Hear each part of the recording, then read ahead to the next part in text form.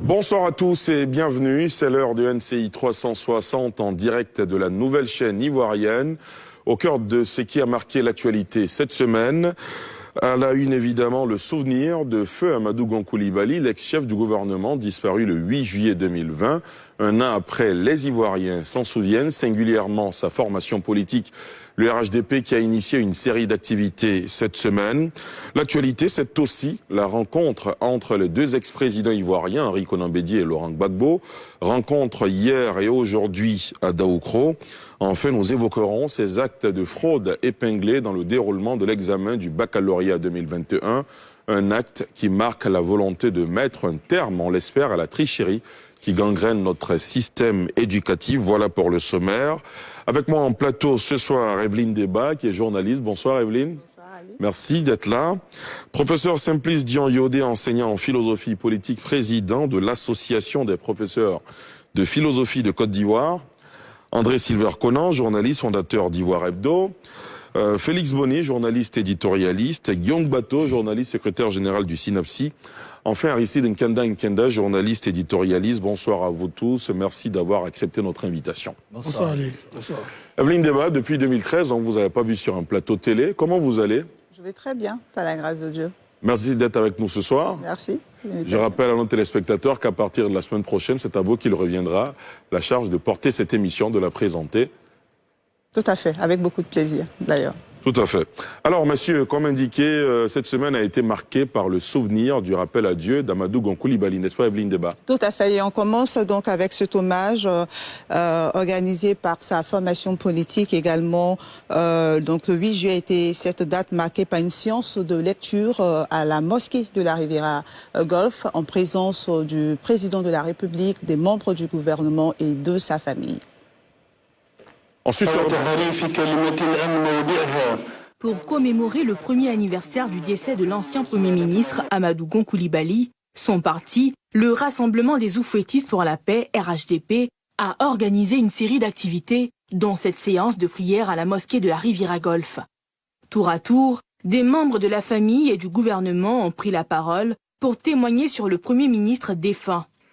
Depuis le 8 juillet 2020, vos marques de soutien et de solidarité multiforme ne nous ont pas fait défaut.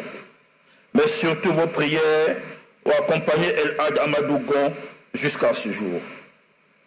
Cette vague de compassion, de solidarité et de recueillement s'est exprimée sur l'étendue du territoire national et même à l'étranger.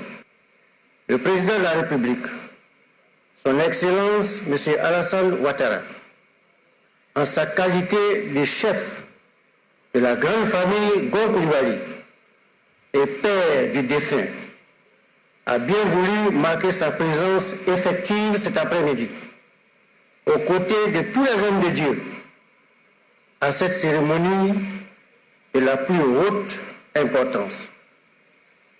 Par ma voix, il voudrait renouveler sa profonde compassion à tout le peuple ivoirien pour la perte cruelle de cet infatigable travailleur, cet homme de valeur, cet homme de devoir, cet homme de mission. Pour rappel, Amadou Gon Coulibaly est décédé le 8 juillet 2020 des suites d'une crise cardiaque. Plusieurs autres cérémonies de commémoration ont émaillé ce premier anniversaire de son décès.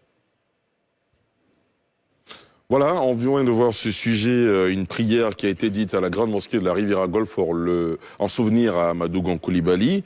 Messieurs, ce souvenir est toujours profond dans l'esprit des Ivoiriens et évidemment dans l'esprit des militants du RHDP, de la direction du parti notamment. André? Oui, absolument. Le Premier ministre, vous allez m'excuser, je suis un peu... je sors d'une convalescence, ma voix est un peu enrouée. Très bien. Le souvenir du Premier ministre est encore, le Premier ministre Amadou Gon Coulibaly est encore très vivace dans l'esprit des Ivoiriens. Il reste une personnalité, même morte, qui continue de peser, de compter sur l'échiquier politique. Je pense que c'est la perte du Premier ministre Amadou Gon Coulibaly est énorme, d'autant que je pressentais qu'il l'aurait sans doute surpris par sa gouvernance. Voilà. Il était très fondamentalement ancré, je vais dire, il constituait une sorte d'ombre, je vais dire, une sorte d'homme lige, on va dire, du président, au sens pas péjoratif du tout. Mais je pressentais qu'il aurait eu une gouvernance autre que celle du président Alassane Ouattara. On va dire une gouvernance axée davantage sur la réconciliation, alors que le président avait misé sur la reconstruction. Et c'est une vraie perte. C'est une vraie perte. Monsieur ?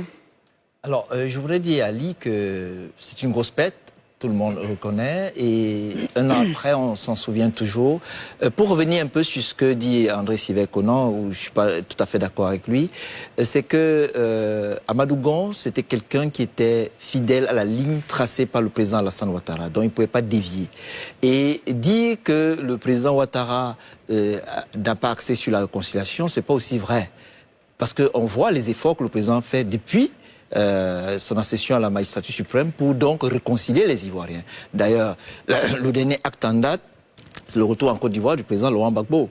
Et donc, voilà. Maintenant, pour revenir à Amadou Gon lui-même, il laisse un héritage.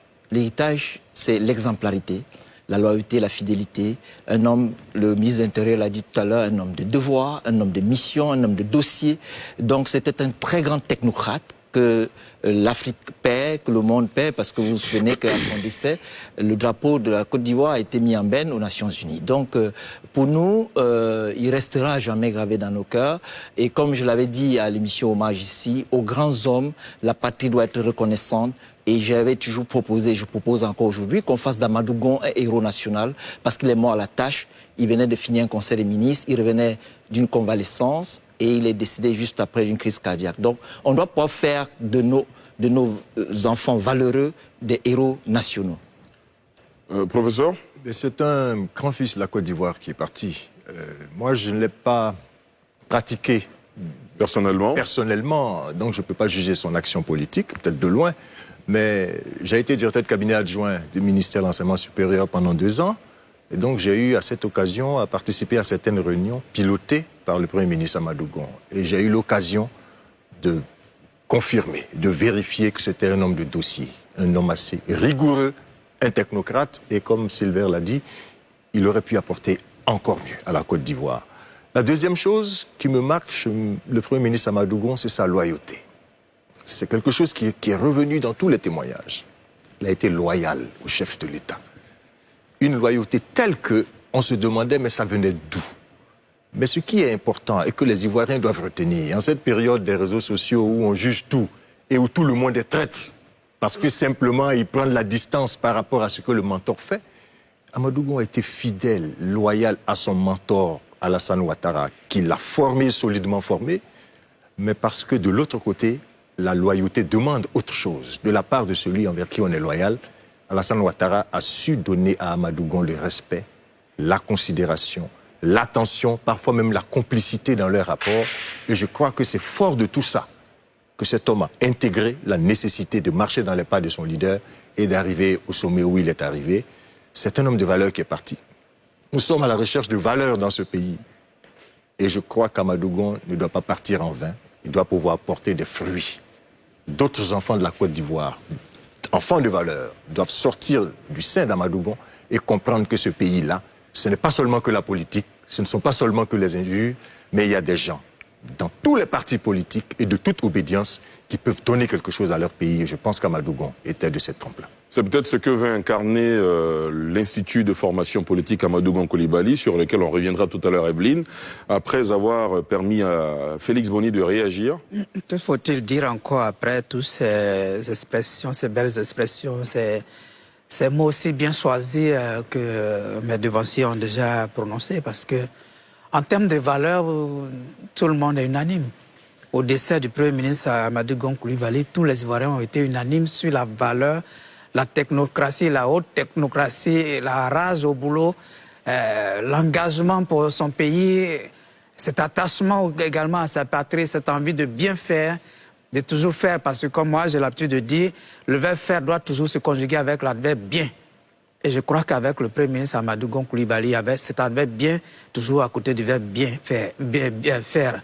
Et on ne peut qu'un an après se souvenir douloureusement de la disparition d'une telle haute personnalité, parce que, comme l'a dit Aristide, le Premier ministre est mort à la tâche, comme un soldat qui meurt au front. Et c'est la première fois que la Côte d'Ivoire paie une haute personnalité de son rang. Dans l'exercice de ses fonctions. Et on a vu comment ce monsieur, malgré son état, voulait encore continuer sa mission pour son pays. Et quand on meurt à la tâche de cette façon-là, on meurt effectivement en héros. Et Amadou Gon est parti en héros.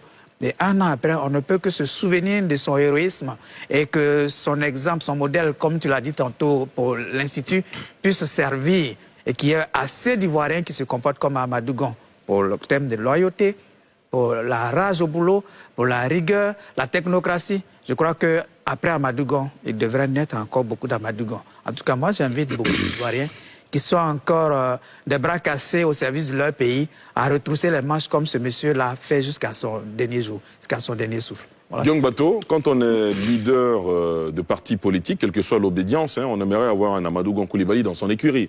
Absolument. Moi, ce que je veux retenir, c'est surtout le militant.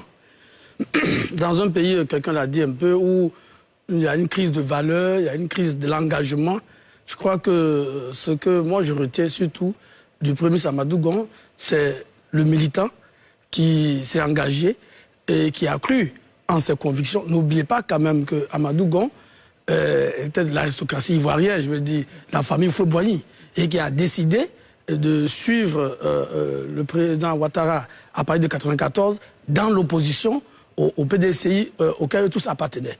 Donc, sur la base d'un certain nombre de valeurs auxquelles ces premiers pionniers croyaient, et on l'a vu, malgré la perte de ses statuts d'ancien directeur général du BNED, d'ancien conseiller à la primature, construit un parcours avec les populations de Korogo, parce qu'on l'oublie souvent, il a quand même été d'abord député, puis maire de Korogo, par la suite président du conseil général, à la suite, non pas conseil général, député maire, surtout, dans une période qui n'était pas facile. Entre 1994 et le coup d'État de 1999, et même après. Donc c'est cet aspect que moi je veux retenir de cet ancien aristocrate qui a décidé d'aller mouiller le maillot et de revenir au sommet. Et dans ces conditions, on ne peut être que malheureux que ce soit quasiment une symphonie inachevée. On aurait aimé voir aboutir cette personnalité-là, le voir à la tâche. Il y a un débat entre mes amis André Sylvain et Aristide sur ce qu'aurait été sa gouvernance. Je pense qu'à la différence du président Ouattara quand même, le Premier ministre Amadou Gon avait un ancrage plus populaire, je veux dire un ancrage de proximité, de par son parcours familial, de par son ancrage à Korogo, ce qui n'est pas tout à fait le cas du président Ouattara qui reste avant tout, c'est vrai un homme politique, mais avant tout un technocrate. Contrairement au Premier ministre Amadou Gon, qui, le fait qu'il a peut-être une grande famille, et comme je l'ai dit, il a été élu local pendant plusieurs années, connaissait la réalité d'un certain nombre de nos régions, connaissait la réalité d'un certain nombre de nos villes. Je pense qu'il aurait été plus, entre guillemets, plus proche en termes de relations humaines avec les uns et les autres que le président Ouattara, qui est un grand technocrate et qui a passé toute sa carrière dans les institutions financières et qui, parfois, on peut le considérer un peu comme froid vis-à-vis de nos réalités ivoiriennes. Entre autres actes pour immortaliser justement la mémoire d'Amadou Gon Coulibaly, il y a cet institut de formation politique éponyme. Evelyne Deba, le lancement a eu lieu cette semaine. Exactement. Comme les invités viennent de le dire, Amadou Gon Coulibaly donc, est un homme de valeur et il est important que ces valeurs soient pérennisées. Donc l'Institut de formation politique Amadou Gon Coulibaly a ouvert ses portes ce vendredi en présence de plusieurs membres du gouvernement et sa mission, former des élites. C'est un temps reportage de Pierre Dipomélin et de Fulgence Kissidou. Coupure de ruban, visite des locaux et un panel porté sur les valeurs du regretté Premier ministre Amadou Gon Coulibaly ont été les axes forts qui ont marqué la cérémonie d'inauguration de l'Institut de formation politique Amadou Gon Coulibaly, CIS aux deux plateaux. Le ministre Alain Richard Donvayi, qui représente ici le Premier ministre, a dit sa satisfaction. Cet institut vient à point nommé pour que nos jeunes générations soient formées politiquement, formées de la bonne manière et surtout pour que cet idéal que Amadou Gon a voulu laisser et léguer puisse se perpétrer avec les jeunes générations. Le président de conseil d'administration, un des disciples d'Amadou Gon Coulibaly, qui a œuvré à la mise en œuvre de cet institut, indique les conditions d'accès aux cours. Il y a des critères qui sont définis, avoir au moins le bac, avoir cette volonté donc de s'engager, une lettre de motivation du jeune qui explique pourquoi il veut cette formation et qu'est-ce qu'il veut faire. Dès l'année prochaine, nous aurons 2 fois 200 jeunes qui seront sélectionnés donc pour des formations donc de 6 mois. Avec 3 niveaux de formation, une initiation qui part donc sur les notions de base, sur les différentes doctrines, idéologies.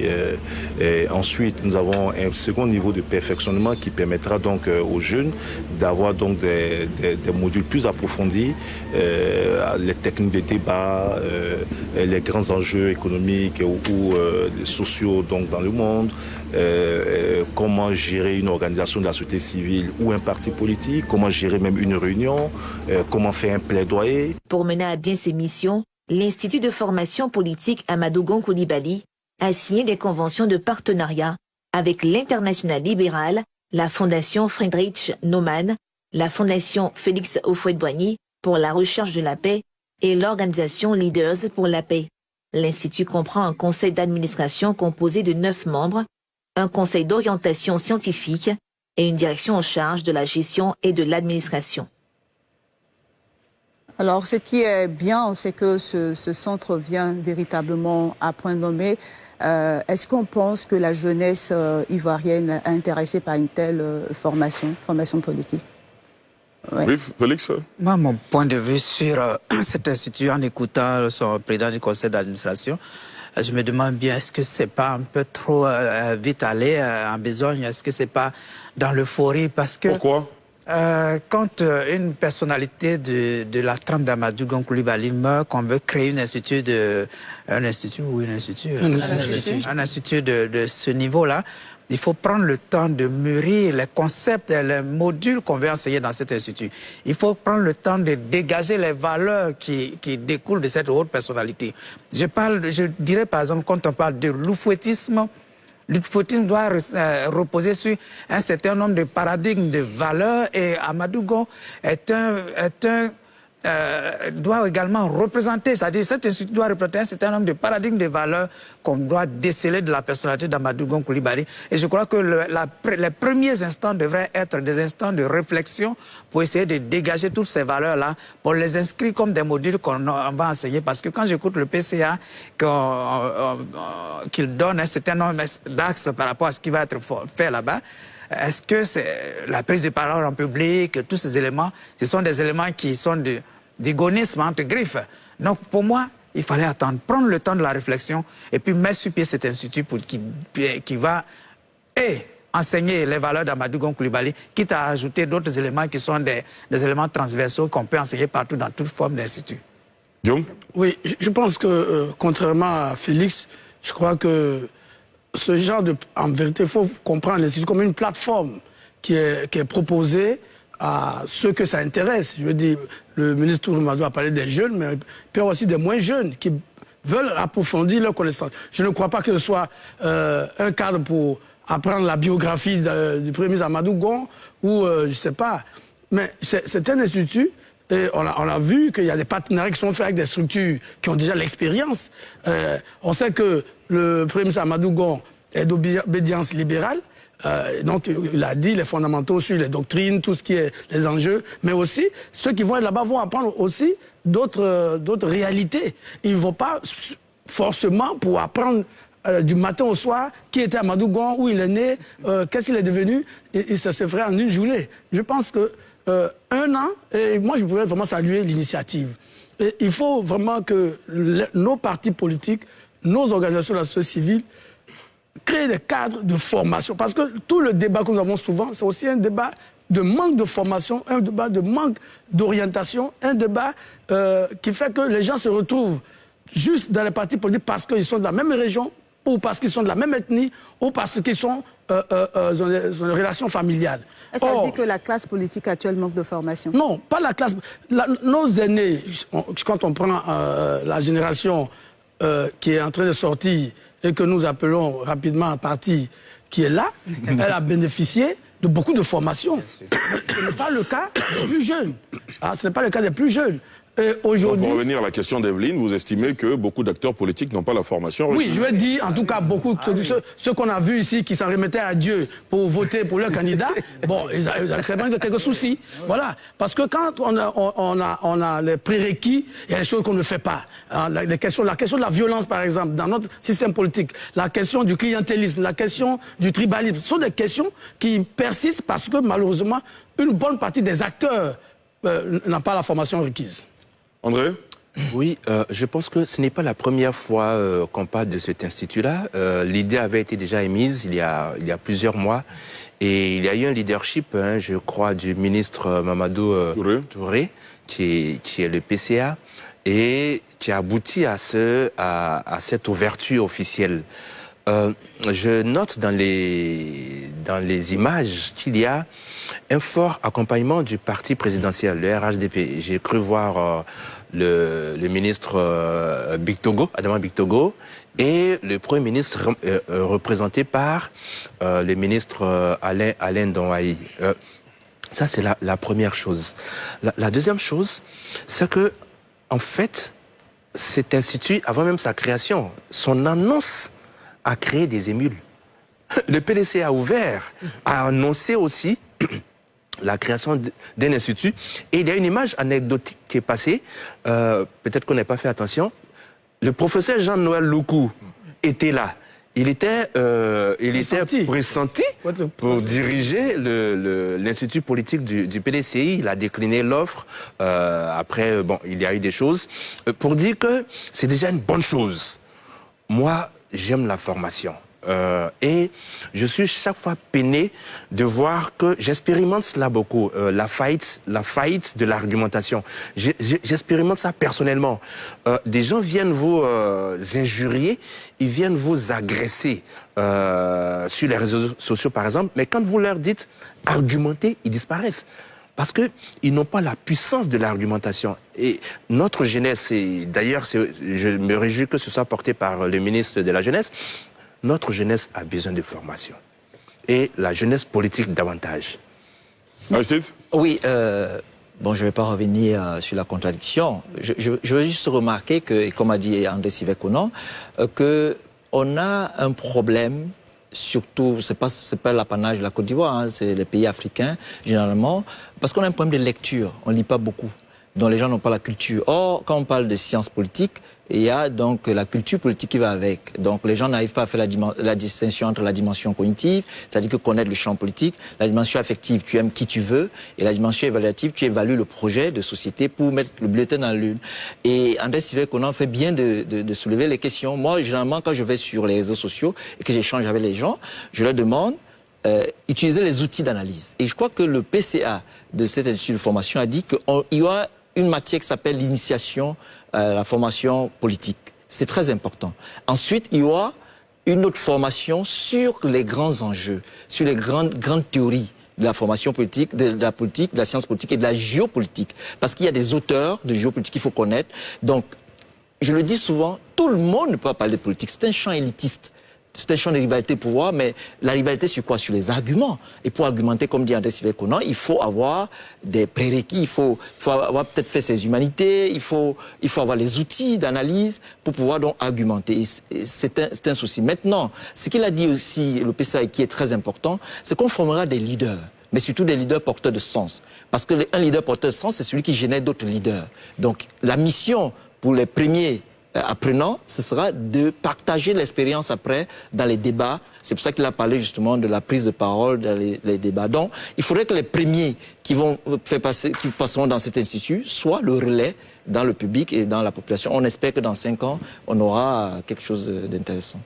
On reconnaît tous donc l'importance de cet institut de formation, le besoin au niveau de la jeunesse. Je reviens à ma question, est-ce que la jeunesse se sent intéressée par ce type de formation? Oui, moi je vais tout de suite dire oui.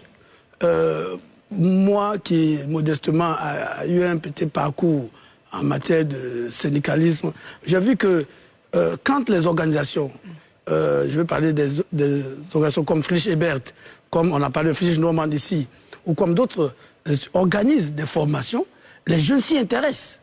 Les jeunes s'y intéressent, les jeunes cherchent à comprendre, ils sont très curieux. Contrairement à l'image qu'on a de façon triviale, les jeunes sont intéressés et ils veulent apprendre. Ils veulent apprendre. Donc ils pensent qu'il est bon que tous ceux qui peuvent offrir des opportunités d'apprentissage réel et sérieux à nos jeunes puissent le faire. Et je dis même aussi aux moins jeunes, parce qu'on ne finit jamais d'apprendre. Surtout sur des questions, pour reprendre le mot de Aristide qui parlait d'un domaine élitiste, où les enjeux aujourd'hui sont assez importants pour un pays comme le nôtre, pour ne pas que les gens confondent vitesse et précipitation. C'est très très important et je suis d'accord, je suis d'avis et je suis convaincu que les jeunes ont besoin. Il n'y a qu'à voir les séminaires, les rencontres qui sont organisées, ils sont très nombreux, ils restent parfois jusqu'à très tard pour pouvoir savoir quels sont les agencements de différentes interrogations de notre société actuelle. Donc, sur la question de la volonté des jeunes d'apprendre, moi, je n'ai aucun doute là-dessus.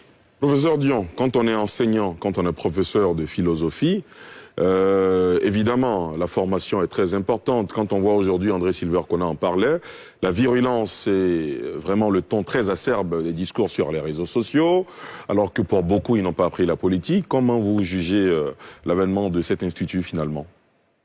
Nous saluons tous l'avènement de cet institut. Même si les jeunes ne s'intéressent pas, il faut les y intéresser. Comment? Comment Parce que on les y intéresse, justement? Alors, il faut d'abord qu'on leur explique que, on l'a dit tout à l'heure, tout le monde peut faire de la politique. Mais il y a des outils qu'il faut avoir pour comprendre la politique. Et parfois, on ne comprend pas le fonctionnement de la politique et on pense simplement que c'est une bataille. On entre en politique, il y a des coups bas, des pots de banane, ça s'arrête là.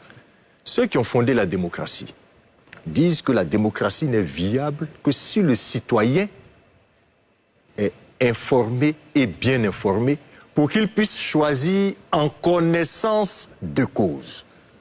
Parce que parfois, nous votons, comme on l'a dit tout à l'heure sur le plateau, sans savoir pourquoi on le fait. De la maison jusqu'à l'urne, le point de vue peut changer tout de suite.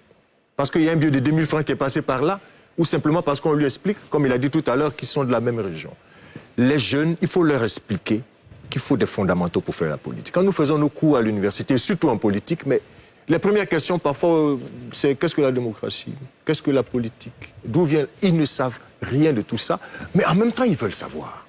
C'est pour ça que comme notre rôle dans les universités, c'est pas de faire ce travail-là, c'est de les inciter à s'inscrire justement dans ces instituts pour qu'ils aient les éléments essentiels. C'est pour cela que je voudrais insister sur le fait qu'il est important d'expliquer aux Ivoiriens, je ne sais pas si c'est le cas, que ce n'est pas simplement réservé aux jeunes d'un parti politique. Et que c'est ouvert à tous les jeunes, que c'est un instrument de formation de tous les jeunes Ivoiriens. Si on est d'accord là-dessus, les jeunes viendront. La deuxième chose, c'est la pérennisation d'une telle œuvre. On peut créer l'Institut de formation politique. Et puis 10 ans après, le mécanisme par lequel on a mis en place cet institut peut s'enrouer. Peut-être parce que ceux qui soutiennent financièrement l'institut ne sont plus là, ça va disparaître.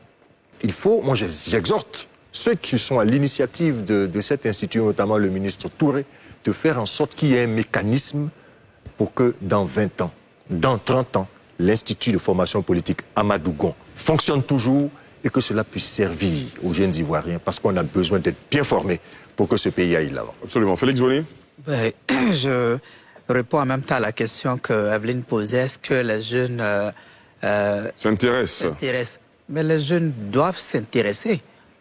Elle avait posé une première question en demandant à Guillaume si notre classe politique n'est pas bien formée. Oui, notre classe politique n'est pas bien formée. Il y a une certaine classe politique qui a été bien formée. Souvenons-nous qu'il y a quelques décennies en arrière, il y avait des écoles politiques. Il y avait une école politique qu'on appelait ici en Côte d'Ivoire le MESI pour le PDCI-DDA, qui a produit tout ce qu'on connaît presque comme ministre d'Oufo-Boigny et après Oufo-Boigny. Quand vous parlez de Maurice Kakoudji-Kaoué, d'Alphonse Didier Madi, ce sont des gens qui ont été formés dans cette école politique qui a été le MESI. Donc les jeunes ont intérêt à s'intéresser à ce genre de structure. Et je crois que les partis politiques devraient obliger les jeunes à se formater à travers ces structures-là pour pouvoir gravir les échelons. Envisager des échelons, gravir des échelons dans leur formation politique. Mais les obliger comment? Comment? Les obliger comment? Il faut, si vous n'avez pas l'expérience politique, un certain type de, on peut définir un certain type de critères. Vous ne savez pas ce que c'est la démocratie, vous ne savez pas ce que c'est les rapports d'un politique aux médias. Quand vous avez des jeunes qui pensent que quand des journalistes viennent vous interroger, on peut les agresser dans votre formation politique et que vous êtes leader de jeunesse dans une formation politique, vous ne pouvez pas être leader dans une formation politique si vous n'avez pas ces petites notions. Non, il y a un certain nombre de notions. Je me souviens à l'époque... Alors, dans le prolongement de la question d'Evelyne Deba, est-ce qu'il faut évaluer ces jeunes-là justement avant de leur permettre d'atteindre un certain niveau dans la chapelle politique? C'est l'exemple que je suis en train de donner. Je me souviens, dans un parti politique, Guillaume Bateau pourrait éventuellement agrémenter ce que je vais dire. J'espère de ce parti. Expliquez-nous. C'est ton parti. Faites une révélation. Non, tu distribues la carte de parti. Enfin, Guillaume, on le laisse terminer. Laissez-le aller au bout de sa révélation. Allez-y, Qui devient président de la JFPI. Oui. Je me souviens de ces rencontres à l'hôtel à Sambon ou à un hôtel à Yopougon, où on a soumis les candidats à des épreuves, à une certaine évaluation, pour que Konaté naviguait qui n'avait même pas qui n'était même pas dans le starting block de celui qui pouvait devenir le président des jeunes, sorte de là pour devenir le président des jeunes du FPI. Moi, à l'époque, j'avais apprécié cette méthode qui a vu l'avènement de naviguer à la tête de la jeunesse du Front populaire ivoirien. Mais également, cette école du MESI, on a vu comment à l'époque, lorsqu'il y avait le parti unique, bien entendu, le MESI, les élections du MESI, combien dans les écoles, il y avait de la passion dans les écoles pour devenir président du MESI. C'est-à-dire pour devenir président du RHDP ou RHJP ou quoi, en tout cas président des jeunes du RHDP, du PDC, du FPI, tu vas être évalué.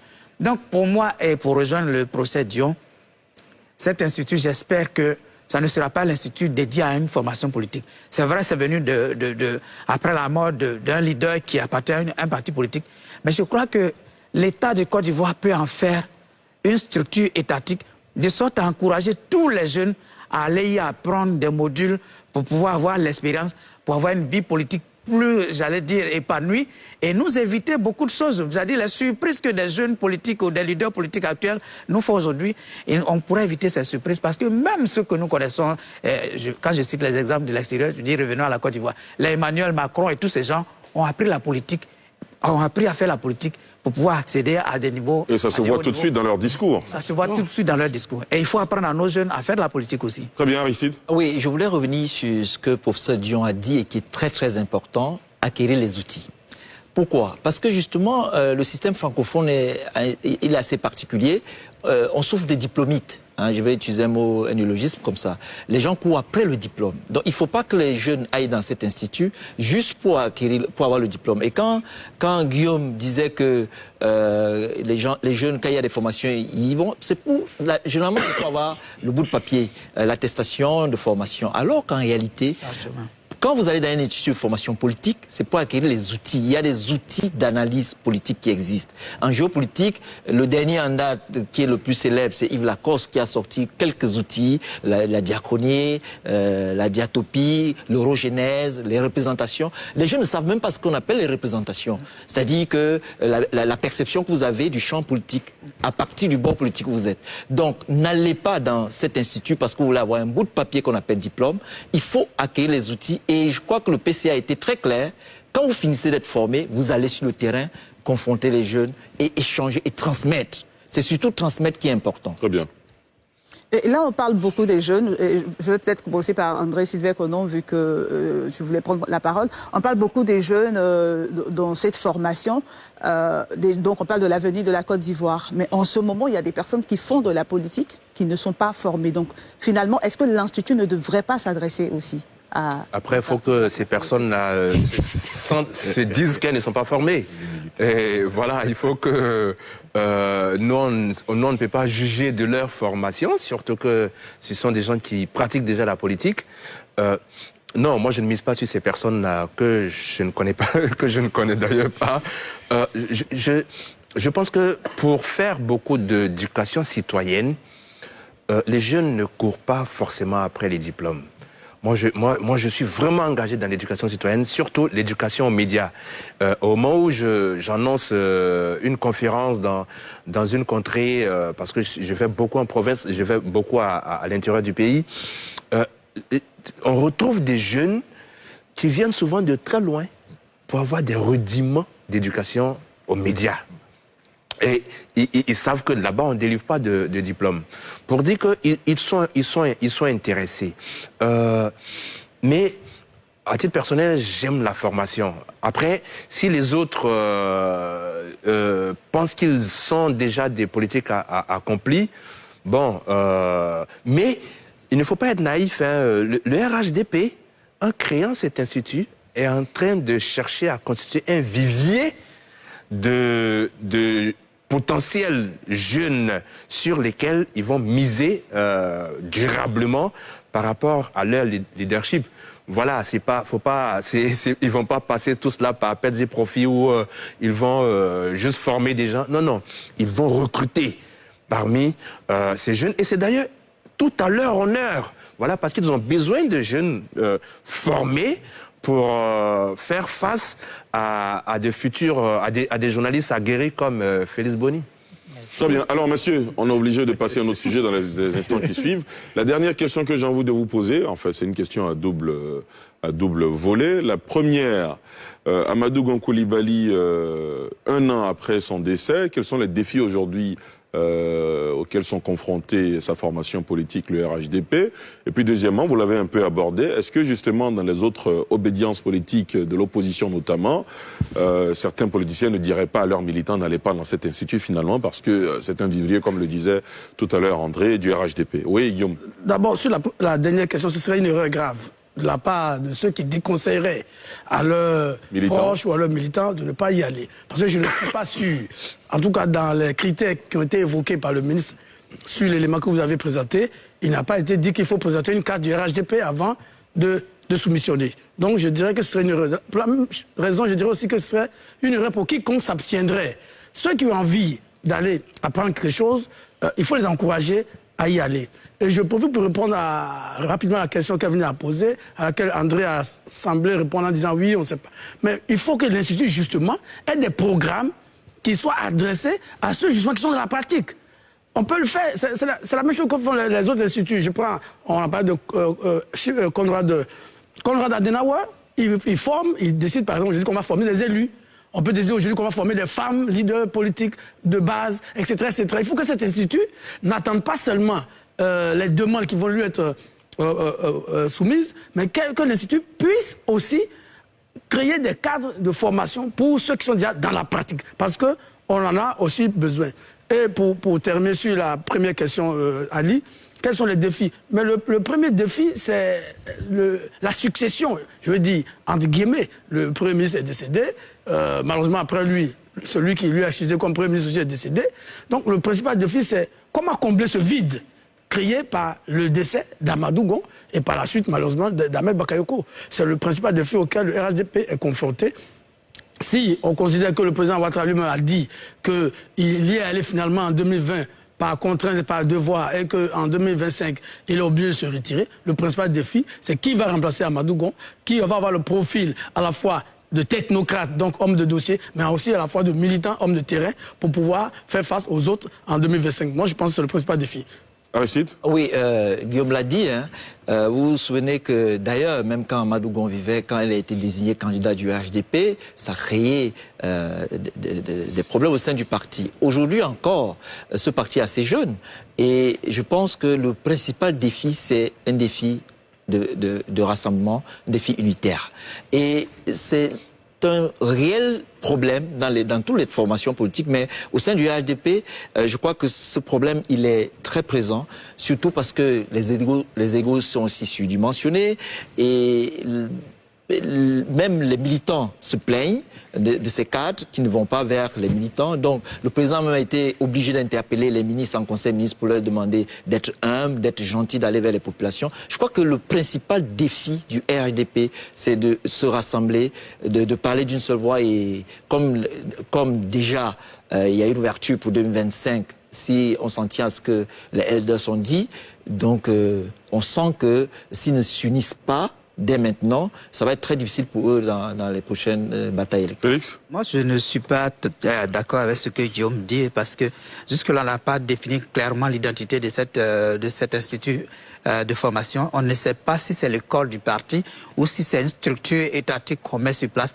Dans tous les cas de figure, M. Touré Mamadou est un bon disciple, un bon élève d'Amadou Gon Coulibaly, un bon militant du RHDP qui a pris l'initiative de pérenniser les œuvres d'Amadou Gon Coulibaly, qui est lui-même un vrai fruit du RDA et du RHDP.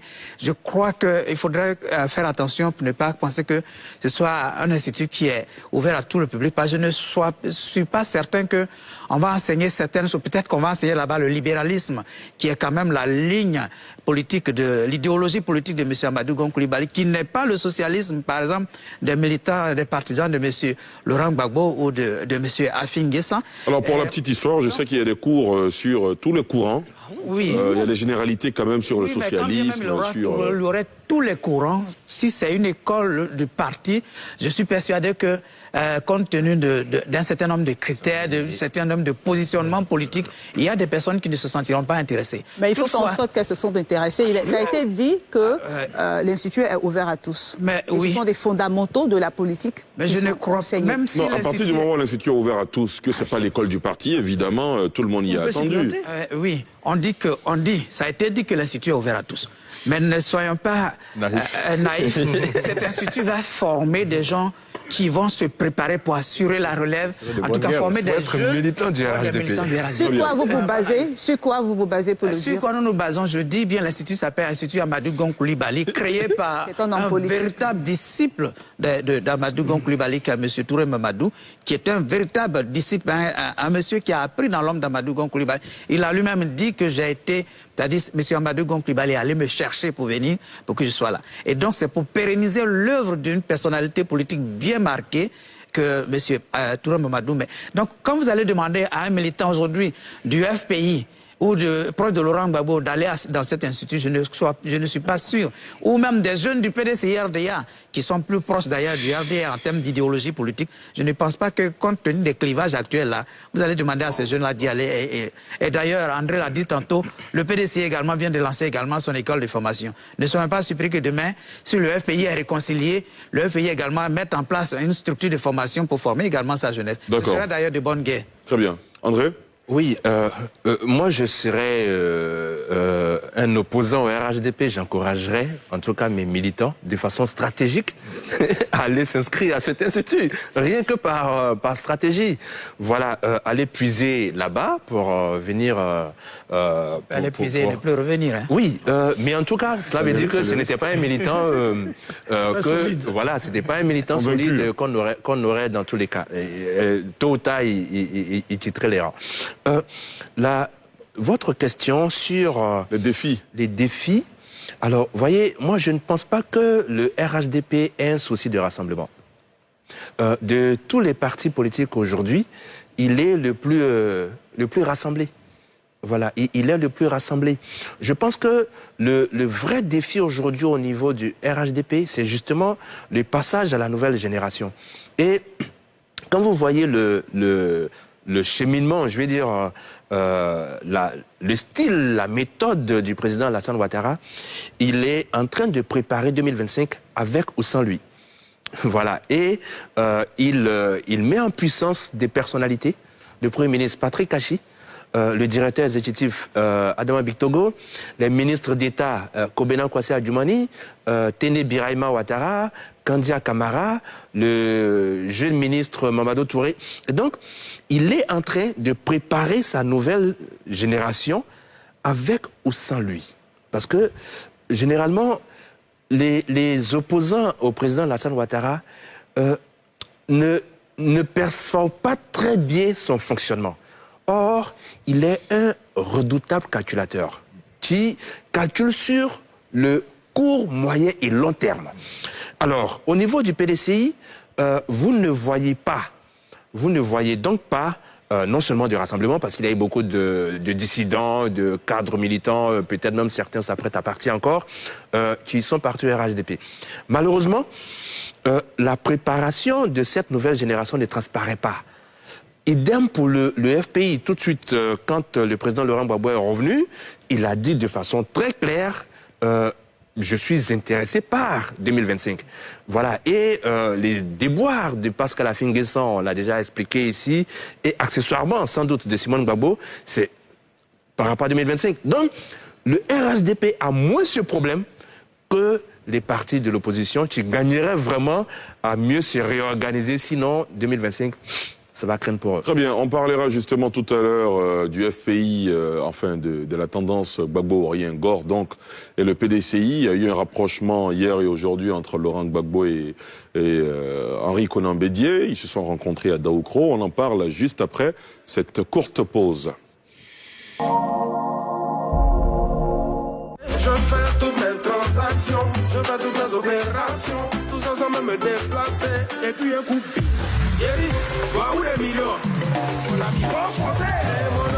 Recharge-toi en crédit d'appel ou souscris au pack MTN via Momo. C'est 5 millions de francs CFA à partager chaque semaine, soit 5 000 francs toutes les 10 minutes et 1 million pour le super gagnant de la semaine. Pour participer, c'est simple. Tape étoile 133 dièse et fais péter ton doigt Ça te fait quel âge aujourd'hui? Ça me fait l'âge, toujours je dis. C'est avec la petite en fait. Avec la petite en fait. Il a appelé l'hôtel pour ça. Il a appelé à Toté. Il a appelé à Toté. Donc... On dit ça en anglais maintenant, dis à ta voisine, shows it's passing. Moi tu sais pas, je sais pas de qui. Tu me dis d'applaudir à ça. Qui peut pas applaudir à ça? Sans vouloir manquer de respect à votre épouse. Laquelle? Laquelle? Kadi Touré. Quoi? Kadi Touré Dembélé. Dembélé. Comment? Il a bien de Marguerite en concert. Bonsoir chérie. Oui, comment vas-tu mon cœur? Je peux te faire la bise. Oui, oh là là. Hein, tout ça là. Hé, t'as chic là. Je vais te faire un petit sourire hein, si tu joues avec moi, si tu me connais. Elle est pas simple, hein. Elle lance courir, basse les gens. Mais je sais. La télé d'ici vacances avec Yves Dembélé, Glisse et Kadi Touré à retrouver tous les soirs du lundi au vendredi à 18h30 sur NCI, la nouvelle chaîne ivoirienne.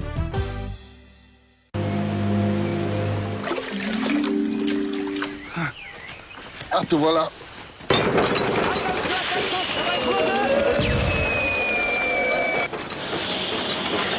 C'est grâce à l'esprit d'ouverture de Moussa que cette ferme fonctionne encore aujourd'hui.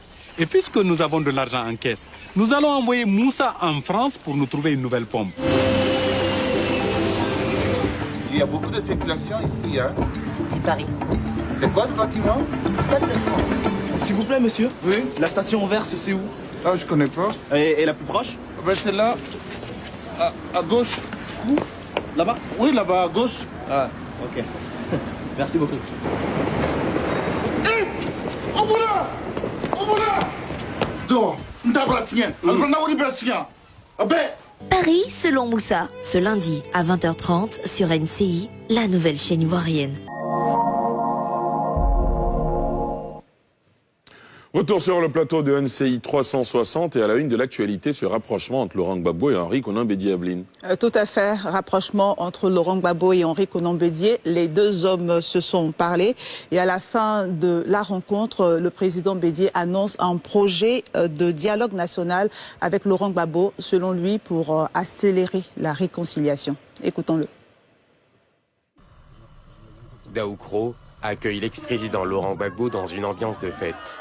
L'ancien pensionnaire de la prison de Scheveningen à La Haye est venu s'entretenir avec le président du PDCI, Henri Konan Bédié, 2 semaines après son retour au pays. Partisans de Gbagbo et du PDCI exultent. Au programme, échange de civilité et de présent, la rencontre prend une allure de retrouvailles, mais cette visite est aussi hautement politique. Au départ, je ne voulais pas faire de politique aujourd'hui ici.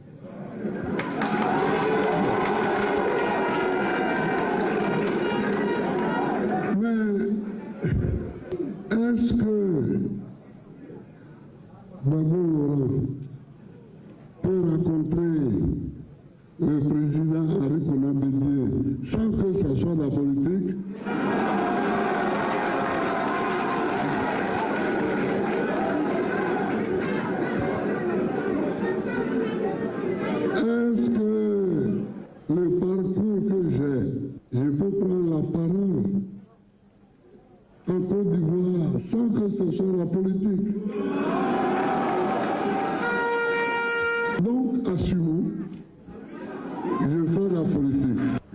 réconciliation qu'on n'a pas beaucoup entendue depuis son retour le 17 juillet dernier est enfin lâchée. Ça me donne du baume au cœur parce que à tout moment on a souhaité que nos leaders politiques s'asseyent autour d'une même table. Donc quand le président Laurent Gbagbo rentre au pays et qu'il décide de venir saluer son frère Henri Konan Bédié, nous pensons que c'est une très bonne chose. Et cela va dans le sens de la réconciliation nationale. Peut-être que les autres rencontres vont suivre. Bon, ça me fait plaisir et j'aimerais qu'ils s'entendent, c'est tout. Ça me fait plaisir. Laurent Gbagbo est rentré à Abidjan le 17 juin avant de se rendre dans son village natal de Mama dans le centre-ouest. Il a ensuite séjourné à Kinshasa en RDC au début du mois de juillet pour une visite privée à l'ancien vice-président congolais Jean-Pierre Bemba, avec lequel il s'est lié d'amitié lors de leur détention à la CPI. Cette visite à Henri Konan Bédié est la première à relance politique. Elle sonne comme un retour officiel dans l'arène politique ivoirienne. Vas-y, ok. Voilà, retour, monsieur. Cette rencontre entre le président Henri Konan Bédié et Laurent Gbagbo. Réaction, Félix? Ben, moi, Réaction sur la forme, sur le fond, sur les discours qui ont été prononcés? Sur la forme, on est habitué à ces images, les accolades, les grands sourires entre nos acteurs politiques. C'est-à-dire ces mariages qui se font et se défont au point où moi, je ne suis ni chaud ni froid en regardant ce genre d'images parce que c'est du remake, c'est du déjà vu. Il faut maintenant voir ce que ça va donner, quel sera le lendemain, ce que ça va donner. Parce que hier, c'était le grand frère et le petit frère. Avant-hier, c'était les camarades, d'autres camarades dans le front républicain. En tout cas, c'est la quadrature du cercle qui continue et je ne sais vraiment pas s'il faut vraiment saluer ces initiatives ou les vilipender, mais on regarde pour voir ce que ça va donner. Dans le fond des discours, je crois que dans la forme, il y a quand même quelque chose qui marque aussi. Vous voyez que peut-être on me dira encore c'est la vie privée, mais la vie privée, quand elle devient publique, elle n'est plus privée. Hein. Le président Gbagbo est en train de se remettre en selle politiquement, mais en même temps, il se remet en selle politiquement avec des éléments qui éventuellement pourraient fragiliser cette remise en selle parce que on voit maintenant à côté de lui celle qu'on appelle la grande dame, là où l'ex-première dame a fait une sortie il y a quelques jours et quand vous lisez ce discours, vous voyez une dame qui est enceinte de, je dirais, qui a dépassé le terme de 9 mois, qui n'a pas encore accouché. Vous faites allusion à qui? Je parle de Madame Simone Veil Gbagbo qui a fait un discours qui en dit long, très énigmatique, qui laisse planer beaucoup de suspense par rapport à l'avenir politique de FPI et même de Laurent Gbagbo. Et donc, du coup, ce sont des images qui, parfois, moi, me laissent un peu perplexe et j'attends de voir ce que ça va donner parce que l'imbroglio politico-sentimental de M. Gbagbo continue de le suivre. Et qu'est-ce que cela va donner par rapport à son ascension politique et à sa relation avec le PDCI? Qu'est-ce que le PDCI pourra tirer de ce Laurent Gbagbo revenu de 10 ans d'exil qu'on attendait d'une autre manière et qui, au point de vue de la communication, est affaibli par l'imbroglio politico-sentimental dans lequel il se retrouve aujourd'hui. Donc, on attend de voir les... De quelle manière on l'attendait? Je pense que ces militants l'attendaient de façon très unie, cohérent, comme un héros qui est parti, qui revient au pays de façon très unie. Et quand il arrive et que le premier acte du point de vue communicationnel qui a eu beaucoup de retentissement a été son divorce, qui a été sur la place publique, divorce avec l'ex-première dame. Du coup, aujourd'hui, il ne faut pas se le cacher. Le FPI de Laurent Gbagbo se retrouve très divisé en 3 grands morceaux. Le morceau d'Afingissant, qui reste encore tout entier. Le morceau maintenant détenu par Simone Gbagbo, soutenu par beaucoup de gens qui sont sous le choc de ce divorce dont elle est l'objet. Et puis le morceau des fidèles des Gbagbo-Oriens qui sont encore derrière Laurent Gbagbo. Donc voilà un peu quel FPI, quel rendez-vous du donner et du recevoir que Gbagbo, à quel rendez-vous du donner et recevoir Gbagbo va avec Henri Konan Bédié. On va voir. André Sylvain-Konan. Oui, moi j'aimerais relever la symbolique. Vous voyez, il y a plusieurs symboliques. Hein, pour moi, cette visite rentre davantage dans le domaine du symbole plutôt que de l'événement politique majeur. Parce que l'événement, c'était la visite du président Henri Konan Bédié au président Laurent Gbagbo à Bruxelles.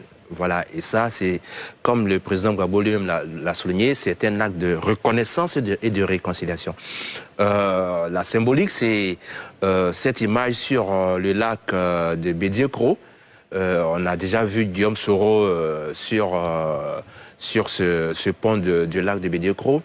On aurait bien aimé voir le président Bédié chez d'autres leaders. Bon, c'est toujours lui qui reçoit. C'est déjà une bonne chose.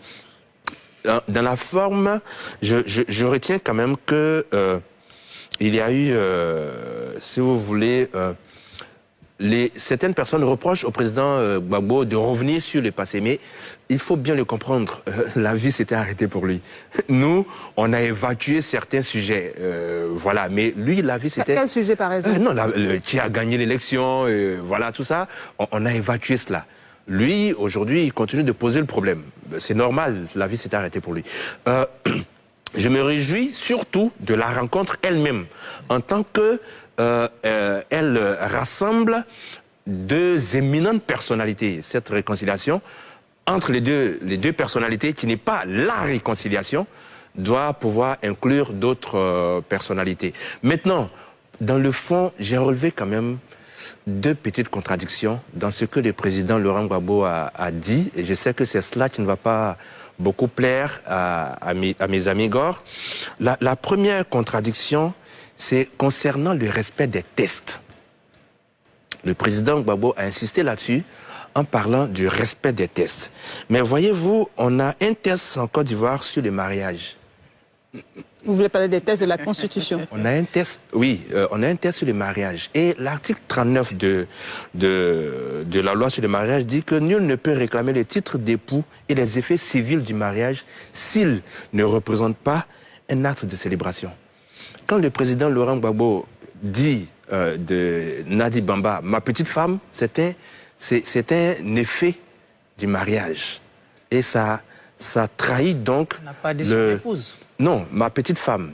Je n'ai pas dit mon épouse, ma petite femme. Voilà. Officiellement, ça pose un petit problème. Voilà, parce que, vous voyez, dans l'engagement public d'un homme politique, il doit avoir une ossature incompressible. À savoir que la pensée, la parole et l'acte doivent coïncider. Mais quand vous prenez une position qui n'est pas en conformité avec l'acte que vous posez, moi, ça me pose un problème. Ça, c'est la première chose. La deuxième contradiction que j'ai relevée, c'est concernant le troisième mandat. Le président Gbagbo a dit qu'il s'était opposé au troisième mandat. Je n'ai pas vu cela. Voilà, il a lui-même parlé de l'interview à TV5, mais dans cette interview que je vous invite à aller revoir, il a dit qu'il comprenait et partageait ceux qui manifestaient contre le troisième mandat. Mais il ne s'était pas prononcé contre le troisième mandat. Et il l'a fait 2 jours avant la présidentielle, et cela pose encore un problème de test, parce que le Conseil constitutionnel avait validé la candidature du président Alassane Ouattara. Très bien, professeur. Oui, alors, on parle ici de Laurent Gbagbo. Il faut peut-être qu'on se dise qui est Laurent Gbagbo. Je ne vais pas refaire sa vie. Quelqu'un avec qui j'en parlais un jour, parce qu'on fait des analyses parfois sur ces hommes politiques, Gbagbo, Ouattara, Bédié, et il me raconte une histoire qui a valeur d'anecdote. Laurent Gbagbo est élève au lycée classique, m'a-t-il dit, et ils font un cours de latin. Et pendant le cours de latin, on parle du lion qui partage la viande avec les autres animaux, et le lion prend toutes les parts. Et en latin, on demande au lion, mais pourquoi tu fais ça, la chèvre? Et il dit, parce que je m'appelle Lion, qui a nominor Léo. Alors, au sorti du cours, Gbagbo se retrouve au réfectoire avec ses amis, et quand il s'assoit, il dit à l'un, toi tu me donnes ta viande. Et au deuxième, toi tu me donnes ta viande, et il le fait pour tout le monde. Alors il y a un qui lui demande, mais pourquoi tu veux qu'on te donne nos viandes? Et Gbagbo qui lui répond, qui a nominor Gbagbo, parce que je m'appelle Gbagbo. Mais je le dis parce que c'est quelqu'un qui a une certaine idée de lui, qui fait fusion avec la Côte d'Ivoire et qui pense, et il a dit dans son discours à Daoukro, qui pense que tout ce qu'il fait et tout ce qu'il dit, ça le met au cœur de la politique en Côte d'Ivoire. Et cette visite-là nous dit, Gbagbo vient prendre toute sa place, qui n'est pas une place marginale, mais qui est une place centrale dans la politique de notre pays. Et vous voyez que tout ce qu'il est en train de dire, tout l'univers thématique et conceptuel de Gbagbo, c'est Je veux être un acteur essentiel du processus politique. Seulement, il l'a dit aussi dans son intervention, il sait que la grande attente des Ivoiriens, c'est la réconciliation. On a dit dans le reportage qu'il a dit le mot réconciliation. Il sait que c'est l'attente des Ivoiriens. Il sait qu'il y a beaucoup de discours qui sont attendus, mais nous, ce que nous attendons d'eux, ce sont les discours, mais surtout des actes. Parce qu'il faut bien qu'un jour, on passe aux actes. Mais les actes, ça veut dire quoi? La nécessité qu'on se mette ensemble. Quand ils se seront parlé, on l'a dit ici sur ce plateau il y a un temps, quand ils se sont parlé, ces trois, il y en a deux qui viennent de se parler, qui vont se parler, mais il y a un troisième qui exerce le pouvoir d'État, à qui il faut parler, avec qui il faut parler. Ce qui nous menace aujourd'hui, c'est plus grand et c'est plus grave que ce qui nous a divisés. S'ils en sont conscients, c'est une bonne chose. Mais vous voyez que dans le passé, il y a eu ce genre d'image. Il y a eu une image Gbagbo et Ouattara où on était encore plus jeunes, mais où on a entendu l'un des deux dire « celui-ci est mon ami ». 1995. Bon. Mais c'était la mathématique du pouvoir en Côte d'Ivoire, c'est ça. Il y a un triangle de Bermude, on se met à 2 contre 1. Donc, quand il y a eu le Front républicain, RDR, FPI, c'était contre M. Bédier. M. Bédier est parti. Après, on a eu droit à la même image entre M. Bédier et M. Ouattara. M. Gbagbo est parti. Aujourd'hui, on a droit à une troisième image. M. Gbagbo, M. Bédier. Est-ce que ça se constitue contre M. Ouattara? C'est ce que nous voyons venir. Mais ce que je veux dire, c'est on peut être assis sur le même toit et ne pas voir les mêmes horizons. Ils étaient assis sur le même toit quand Bédier était au pouvoir. Quand Bédier est parti, ils ne nous ont pas montré qu'ils voyaient les mêmes horizons, puisqu'ils se sont divisés. Ensuite, M. Bédier et M. Ouattara contre M. Gbagbo nous ont montré qu'ils ne voyaient pas les mêmes horizons, même s'ils étaient assis sur le même toit, ils se sont séparés. Ces deux qui sont assis là, est-ce qu'ils voient les mêmes horizons quand ils auront atteint leur objectif? Dites-nous. Moi, je me pose la question. D'accord. Guillaume Bateau? Oui, bon, peut-être que c'est moi qui suis... Je crois que mes amis sont un peu... n'ont pas entendu le discours du président Bédier aujourd'hui. Parce que s'ils avaient écouté le discours du président Bédier, ce discours répond à beaucoup de préoccupations qui sont soulevées sur ce plateau. Si vous le permettez, on écoute le président Bédier et on revient à vous tout de suite. Mon ambition pour la Côte d'Ivoire est très grande. Je veux apporter toutes mes forces, les forces qui me restent, à la réconciliation vraie de notre pays. Nous devons donc engager, sans tarder, un grand projet de reconstruction de notre pays à travers un dialogue national inclusif dont le pays ne peut faire l'économie.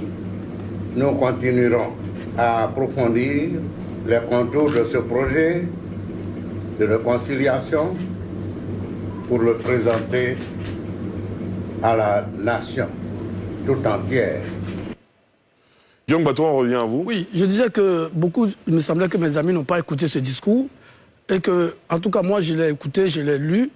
Je pense quand même que c'est un discours novateur et fondateur. Quels sont les éléments qui fondent... Premièrement, et dans l'extrait que vous avez diffusé, le président Bédier dit je vais faire cette accusation de toutes mes forces, les forces qui me restent. Ça veut dire que le président Bédier acte le fait qu'il n'a plus assez de forces, et il n'est plus en capacité de se battre encore pour 2025. Moi, c'est l'analyse que je fais. Mais il va au-delà.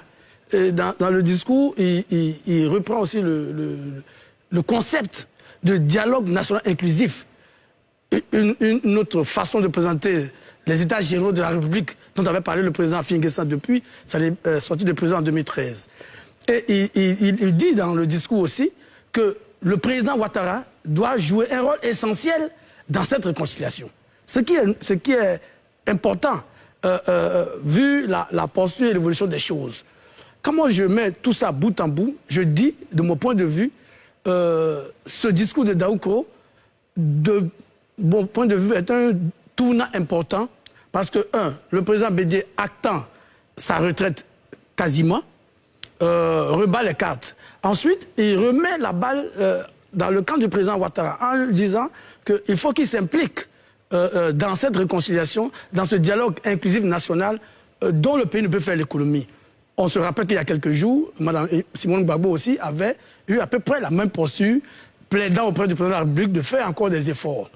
Quand on sait que le président Ouattara, il y a quelques mois ou quelques semaines, avait missionné le Premier ministre Achille Patrick pour que Bédié revienne au RHDP, je me demande bien comment il pourrait refuser aujourd'hui la main tendue que Bédié a en son endroit. L'un dans l'autre, ou de façon globale, je dis, on va prendre le temps d'analyser le discours du président Bédié d'aujourd'hui.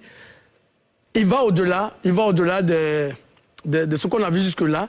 Et je pense que si tout le monde s'engage dans ce dialogue national inclusif que nous avons réclamé ici, sur ce plateau, à plusieurs reprises, et le président Bédié même va plus loin parler de nouveaux projets démocratiques dans son discours. Je crois que c'est des éléments assez importants et qui, de mon point de vue, tranchent avec ce qu'on a vu jusque-là. Montre que le Bédié a compris que c'est fini, il ne peut plus continuer, et il invite le président Ouattara à un dialogue inclusif, à un nouveau projet démocratique qui forcément devrait acter leur retraite à eux trois, et je pense qu'il faut les encourager dans ce sens. Aristide, vous n'avez pas encore réagi, allez-y. Oui, je crois que le professeur Dion a raconté une anecdote. Moi aussi, je vais essayer de raconter une, qui est d'un confrère, qui est un ami, je ne vais pas le citer, et qui m'a raconté cette histoire où il a commencé à militer au Front populaire ivoirien depuis qu'il a l'âge de 15 ans. Il a passé près de 30 ans dans ce parti, et à la fin, ce n'est pas parce qu'il n'a pas gagné des biens de l'argent, ainsi de suite, mais surtout qu'il s'est rendu compte qu'il a été floué dans l'idéologie. Tout à l'heure, professeur Dion a donc essayé de décrire ce personnage, Laurent Gbagbo. Je vais parler simplement. C'est quelqu'un qui ne pense qu'à lui. Hein? Il ne pense qu'à lui, il ramène tout à lui, il pense qu'à lui. Et quand on a cette posture... C'est pas ce que je voulais dire. Hein? Oui, mais moi, j'interprète ce que vous avez dit. D'accord, très bien, laissez-le terminer. Ce que vous avez dit. Hein, il pense qu'à lui, il ramène tout à lui. Et à partir de ce moment, quand vous avez cette posture, l'expression qui va avec, c'est que vous êtes égocentrique. Et or, un homme d'État ne doit pas être égocentrique. Quelqu'un qui était président de la République, c'est quelqu'un qui est au service, qui manifeste le don de soi. Et vous voyez, depuis qu'il est revenu, le président Laurent Gbagbo, il n'a même pas fait quelques jours en Côte d'Ivoire qu'il est allé en villégiature au Congo, à un mariage. Ah oui. Vos mots sont forts, hein. Oui, mais je veux dire... Mais où vous en venir, mais il est allé à un mariage au Congo. C'est un voyage. La villégiature, c'est pas... Quand vous allez à la plage, vous allez en villégiature. Le président de l'Union africaine aussi, non? Ouais. Donc, je finis. Guillaume Bateau a parlé des États généraux de la République. Pourquoi est-ce que le gouvernement Ouattara avait botté ça en touche? Parce que justement, généralement, ceux qui sont les démocrates illibéraux aiment bien les débats, aiment bien les plateformes où on discute. Mais simplement que la conséquence de ça, c'est qu'on n'a pas une liberté d'expression, mais on a une liberté de bavardage. Et quand on a un gouvernement de mission, qu'on vient pour travailler pour le peuple, on n'a pas souvent le temps, surtout quand on sort d'une crise comme celle qu'on a connue en 2010, on n'a pas souvent le temps d'inscrire ça dans l'agenda. Aujourd'hui, en 2020, les conditions sont réunies et je pense que la prochaine étape qu'on attend du président Laurent Gbagbo, c'est, depuis qu'il est revenu, on ne l'a pas entendu s'adresser au chef de l'État, quand même, il est venu dans un village, il y a un chef qui est là. Donc, je pense que ce qui le gêne, c'est parce que depuis toujours, et d'ailleurs il a dit, il est revenu sur les élections de 2010, ce qui le gêne, c'est de peut-être parler au président et donner l'impression qu'il fait allégeance et qu'il reconnaît. Mais ils sont obligés, c'est un passage obligé. Aujourd'hui, on a avancé et vraiment 2010 est derrière nous, 2015 est derrière nous. Et je pense que la prochaine étape, pour qu'il entre dans la scène politique normale où on entre dans le processus de réconciliation, c'est de parler au président Ouattara. Aristide, pardon, André? Oui. Non, je ne suis pas du tout d'accord avec l'expression « il allait en villégiature ». Je pense que c'est quand même un peu excessif. Le président Laurent Gbagbo est parti en RDC honorer un ami. Il y a une valeur de l'amitié qui est là. Mais il a quand même profité de ce séjour pour rencontrer des hautes personnalités, y compris la première personnalité du pays de la RDC, le président Tshisekedi. Et donc, ce voyage avait quand même sa valeur. pour revenir au sujet, je ne crois pas que le président Henri Konan Bédié a annoncé sa retraite. Il a commencé son intervention par « mon ambition pour la Côte d'Ivoire ». Et oui, et en 2010, il avait déjà annoncé son dernier combat. On est dans le temps du dernier combat. Non, quand un homme politique décide de prendre sa retraite, il le dit très clairement. Voilà. Donc, non, ce n'était pas du tout, pour moi en tout cas, ce n'était pas des prémices d'un départ à la retraite. Parce que bon, après les actes, la mise en puissance de potentiels successeurs n'est pas très visible au niveau du PDCI. Mais le président Gbagbo a dit quelque chose qui me paraît quand même important. Mais j'aimerais relever que tout cela se passe derrière quand même quelqu'un qui a joué un rôle assez important dans le rapprochement, qui avait signé le premier communiqué après la rencontre entre le président Gbagbo et Henri Konan Bédié à Bruxelles, à savoir Narcisse Ndri, qui est aujourd'hui à la MACA. C'est vraiment l'ironie du sort. Je n'ai pas beaucoup entendu les personnalités parler de lui. Bon, bref, je n'ai pas participé à toutes les rencontres. Le président Gbagbo a dit quelque chose qui me paraît quand même assez important. Il a dit à Bruxelles, on lui a dit que le secrétaire exécutif du PDCI cherchait à le rencontrer. Il a dit, il vient chercher quoi vous savez, dans cette forme de boutade ironique, ironisante aussi, qui caractérise le président Gbagbo. Mais cela veut dire, en définitive, que c'est sans doute le PDCI qui est un peu plus demandeur. Voilà. Et ça pose le problème des alliances de ce parti politique. Des alliances stratégiques de ces partis politiques. Et le président Gbagbo et le président Bédié, qui avaient déjà annoncé une sorte de prémisse d'alliance, parce que rappelez-vous, il avait été décidé un conseil national paritaire de collaboration, CNPC. Si vous allez sur Internet, vous cliquez CNPC, vous verrez des références qui se sont limitées à la déclaration faite à la maison du PDCI. Donc il n'y a vraiment pas eu de suivi. Tout simplement parce que le président Laurent Gbagbo n'était pas encore, il n'avait pas encore décidé de venir prendre sa place. Le président Gbagbo se présente comme le métronome. Le PDCI suit. Très bien. Moi, j'aimerais quand même poser une question. J'aimerais revenir sur le jeu des alliances politiques. Finalement, selon vous, ces alliances-là se font sur la base de quoi? Des intérêts personnels, des intérêts de la nation? C'est des intérêts, des égos. Et c'est ce qu'il faut dire. Et moi, je réponds tout de suite à Aristide. Dites-moi lequel de ces leaders-là ne ramène pas tout à sa personne. Ouais. Je ne cite même pas un. Dites-moi lequel. Eux tous ramènent tout à leur personne. Que ce soit ceux qui sont au pouvoir, ceux qui sont dans l'opposition, ils se ressemblent tous. Alors là, sur ce plan, ils sont tous égaux. Oui. Deuxième élément, Guillaume, tu te trompes royalement. L'analyse du discours tel que tu l'as fait, c'est-à-dire ton analyse que tu fais, même les morceaux de discours que tu choisis, quand il annonce une nouvelle démocratie, mais le monsieur, il est en train de déballer son projet pour lequel il est en train de dire je vais m'investir de tout pour mes dernières forces là, je vais m'investir. Et quand quelqu'un dit je vais investir mes dernières forces, Didier Drogba sur le terrain là, quand il est en train de jouer ses dernières forces, il gagne parfois des buts avec et il nous qualifie. C'est-à-dire quoi? On a eu des gens qui ont investi leur dernière force en Zimbabwe, c'est-à-dire à un certain âge, il a investi ses dernières forces. Les dernières forces de M. Bédié ne veulent pas dire qu'il est en train d'annoncer sa retraite. Il est en train d'annoncer peut-être l'ultime dernier combat, parce qu'il y a le dernier combat qui avait été annoncé, et qui est l'ultime dernier combat dans lequel il va s'investir pleinement.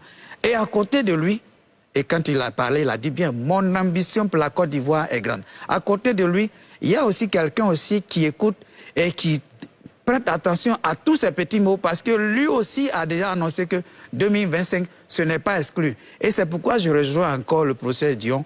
Et pour répondre à la question d'Evelyne, ces alliances se font sur des égos, ces alliances se font sur on l'a dit, hein, c'est-à-dire les trois côtés du triangle, deux se mettent ensemble pour combattre l'autre.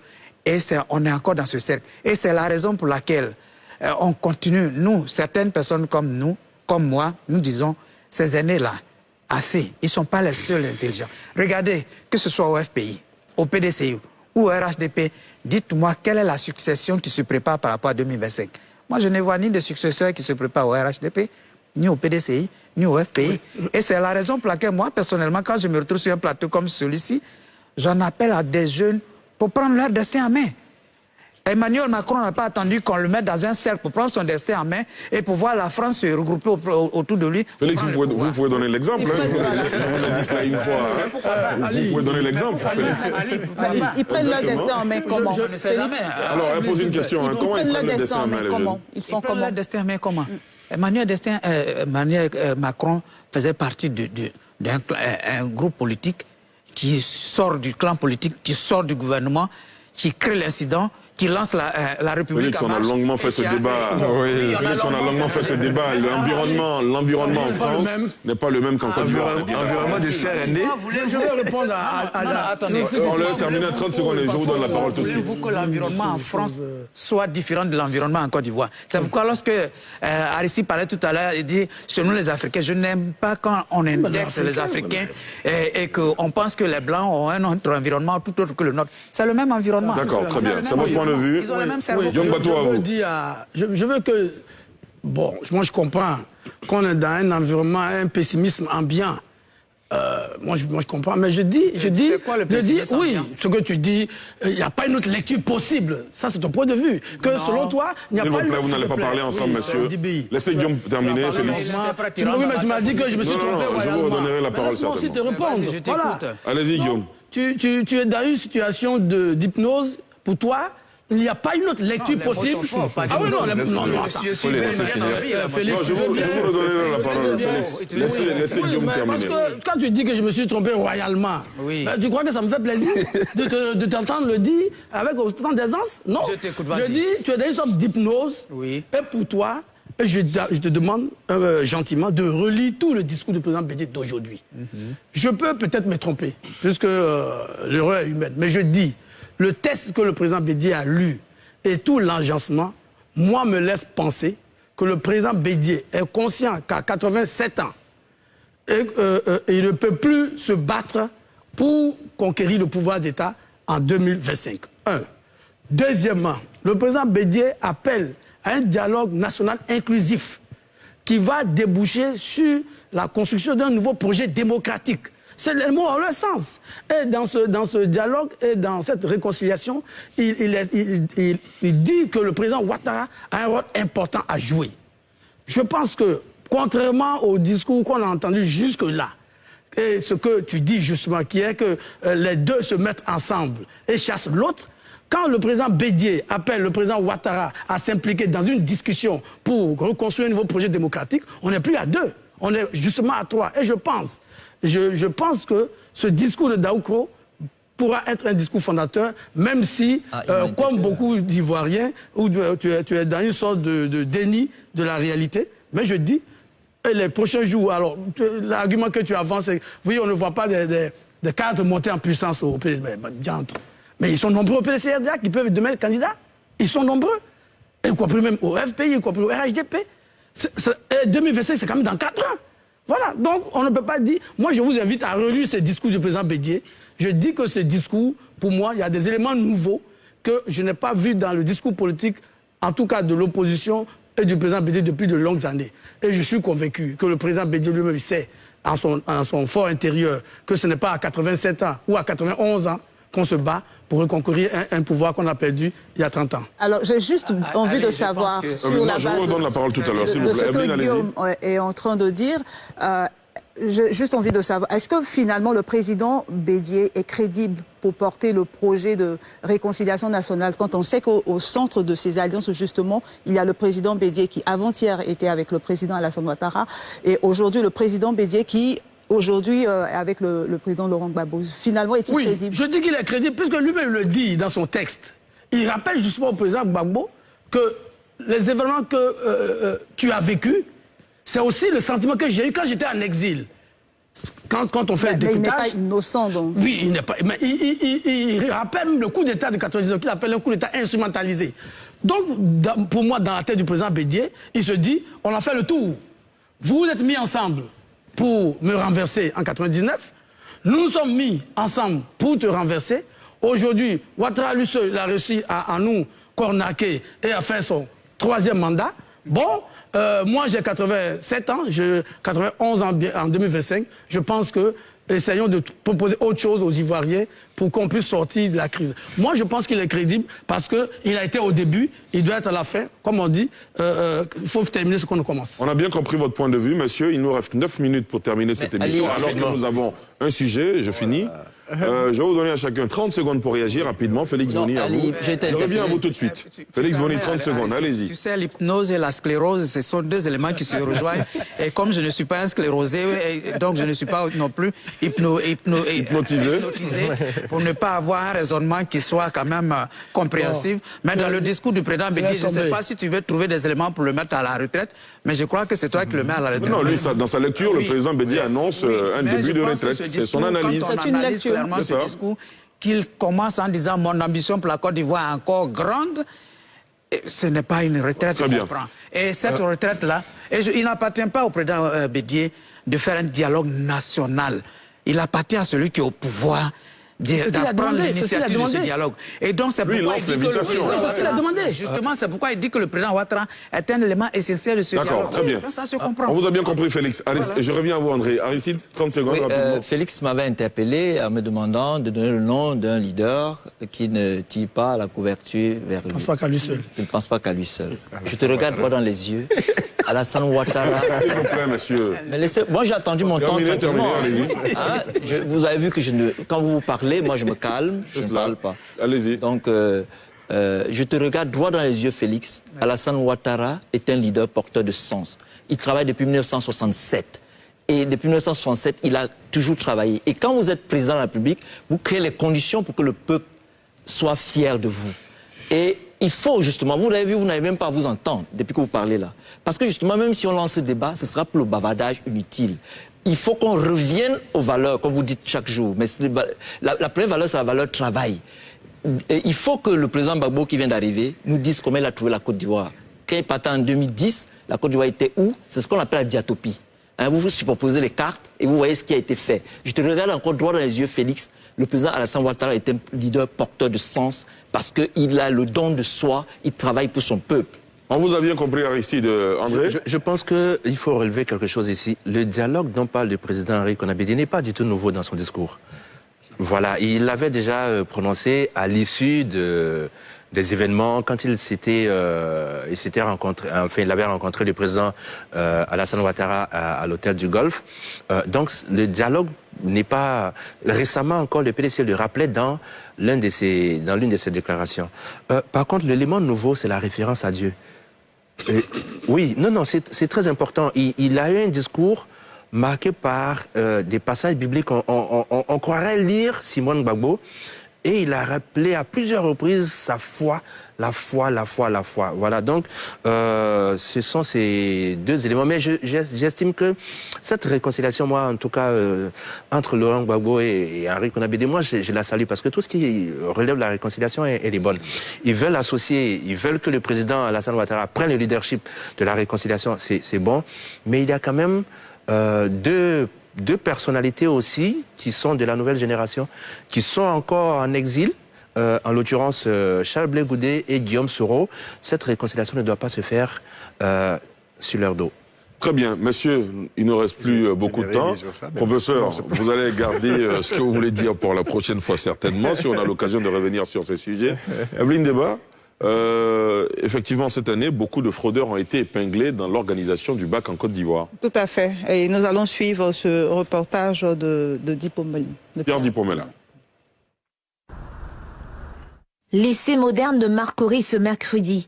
Le système de surveillance mis en place par des agents de police judiciaire en tenue civile et embusqués dans les environs du centre a permis de mettre le grappin sur 8 présumés fraudeurs aux techniques particulières. Ils sont pour la plupart d'entre eux des candidats libres. Les enfants, ils sont déterminés. Les tricheurs, ils ne savent pas sa manière de faire.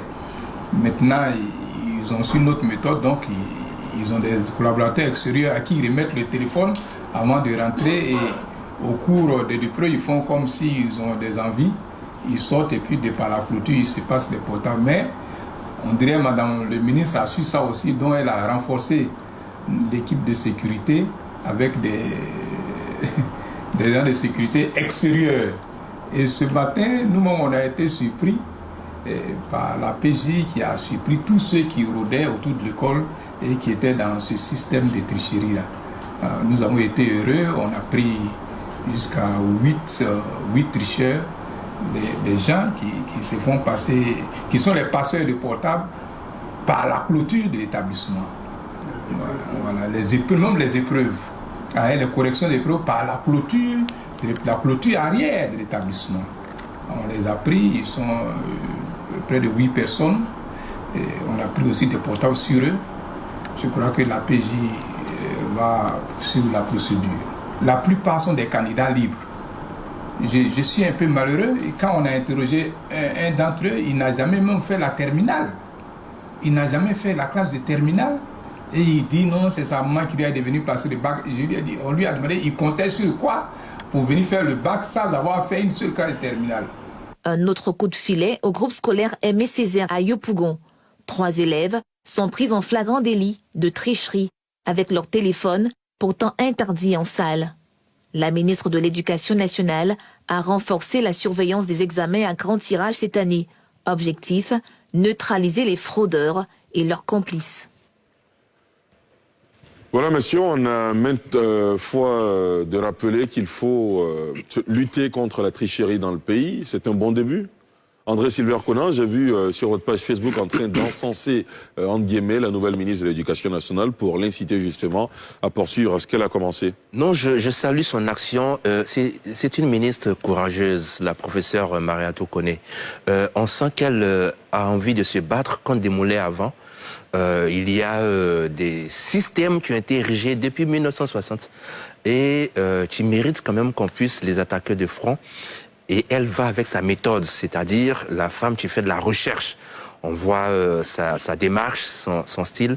En tout cas, à titre personnel, je le fais très rarement pour des hommes politiques. J'ai assuré que je la soutiendrai dans son initiative. Mais voyez-vous, le baccalauréat comme le BPC, le CEP et autres, c'est un examen qui a besoin, et moi je le réclame depuis la ministre Kandia Camara, je demande le règlement intérieur. Voilà. Il y a une panoplie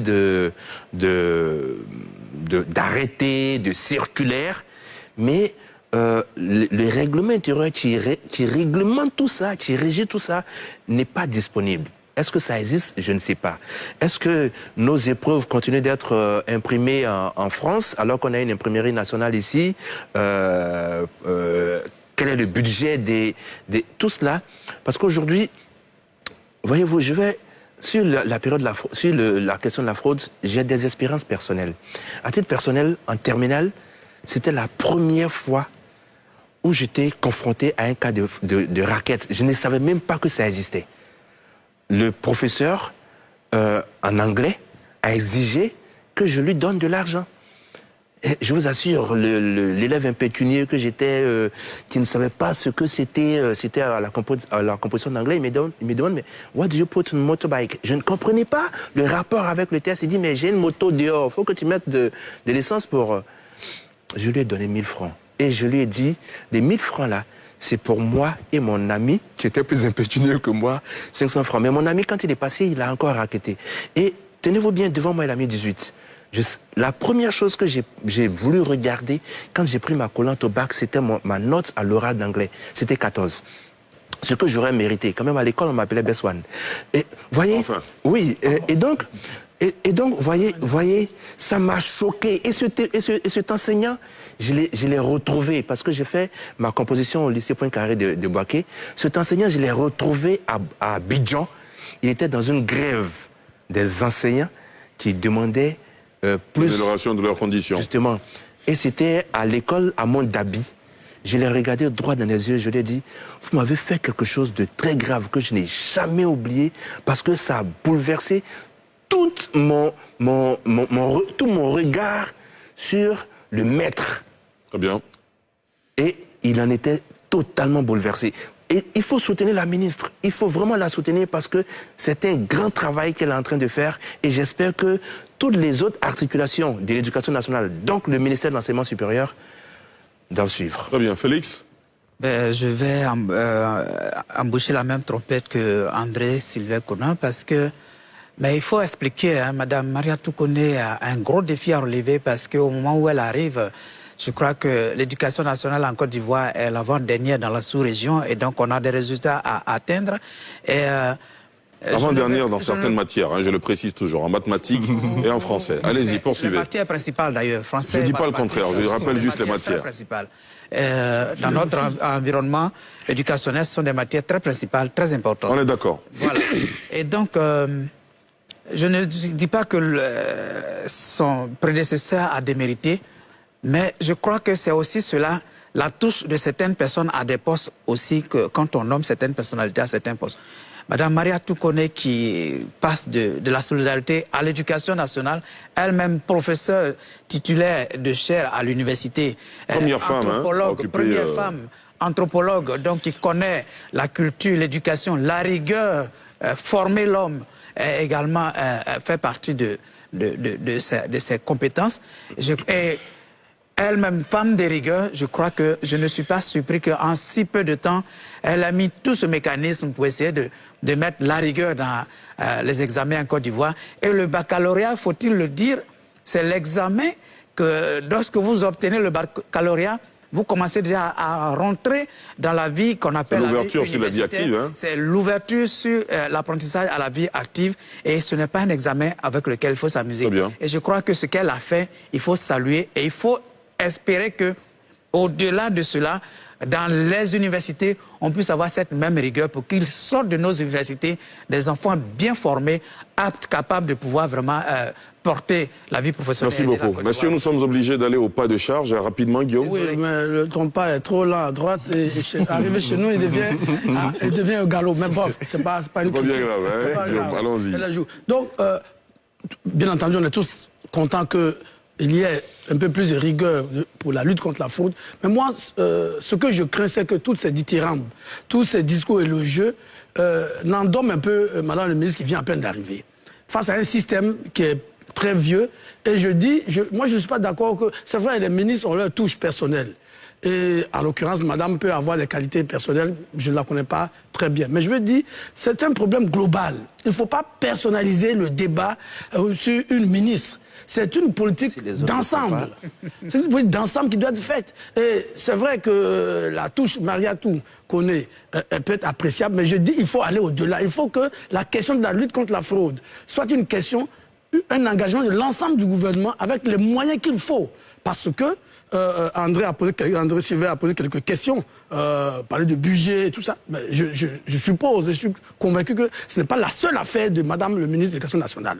Donc, on va la féliciter, mais il ne faut pas trop qu'on soit très trop élogieux, au risque d'être très déçu, parce qu'on a vu ici dans ce pays des gens dont on a chanté les éloges le matin, le soir sont devenus pires que ceux qu'on a décriés avant. Très bien.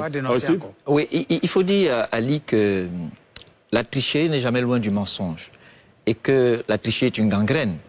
Je dis souvent que la meilleure expression de la vie, c'est le sport, c'est le football surtout. Et vous voyez bien que quand un joueur triche aux entraînements, il est moins performant le jour du match. C'est la même chose pour la société. Si vous êtes un élève, vous avez payé pour avoir un diplôme, vous ne serez pas un bon employé dans votre société. Et si vous faites la politique plus tard, vous serez tenté, comme la tricherie n'est pas loin du mensonge, de mentir aux populations pour avancer. Donc, il faut véritablement se battre contre la tricherie en commençant par la maison.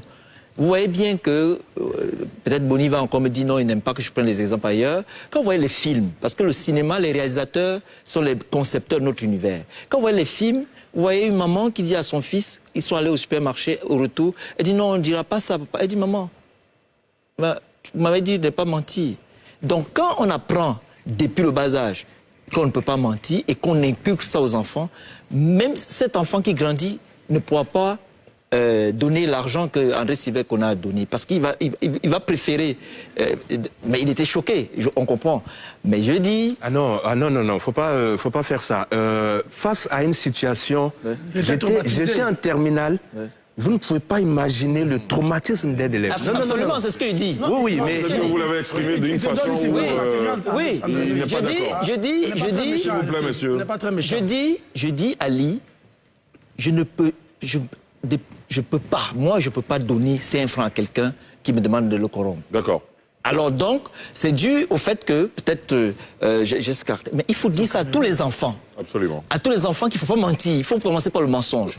Et ensuite, il ne faut pas tricher. Très bien. Donc, quand vous trichez, vous n'êtes pas loin du mensonge. Très bien. Alors, rapidement, un de nos internautes nous dit, tenez-vous bien, M. André Sylvestre Conan, toutes les épreuves d'examen sont imprimées ici en Côte d'Ivoire par la DECO. C'est bon à savoir, c'est quand même... faut vérifier. Professeur, on termine avec vous qui êtes enseignant. Déjà, féliciter aussi Madame la Ministre, féliciter aussi Madame Kandia Kamara, parce que c'est un travail de continuité. Féliciter tous les acteurs anonymes, parce que c'est une grosse machine. J'ai eu la chance, en tant qu'enseignant au lycée, de surveiller le bac. J'ai eu la chance, en tant qu'enseignant à l'université, d'être président de jury du bac. Vous avez eu affaire à des collègues qui raquettaient les élèves des écoles? C'est une gangrène. Et qu'est-ce qui fait que ça continue? Mais c'est toute la société. Ouais. C'est toute la société. C'est pour ça que je suis d'accord que c'est un sursaut national. Malheureusement, une hirondelle ne peut pas faire le printemps. Si elle est toute seule à se battre dans son secteur, alors que tous les sous-secteurs sont interdépendants, ça va être compliqué. C'est pour ça que s'il y a des visages qui incarnent la transparence, c'est déjà bien pour le pays, mais il faut que ces visages se multiplient dans tous les secteurs d'activité, dans l'économie et puis partout pour que la Côte d'Ivoire que nous rêvons se réalise un jour. Il faut l'encourager. Mesdames et messieurs, nous sommes au terme de ce 83e numéro de NCI 360. L'émission a été lancée dans la 3e semaine du mois de décembre de 2019. Et aujourd'hui, je passe la main à Evelyne Deba, qui va donc conduire cette émission pendant une période d'un peu plus d'1 mois. Merci en tout cas de votre fidélité à nos programmes. Merci à vous, chers invités. Merci Ali. Merci Ali. Merci à tous les téléspectateurs, à tous les internautes. Et à bientôt, Evelyne Deba. À vous, dimanche prochain. À dimanche prochain. Merci beaucoup. Excellente soirée. Merci.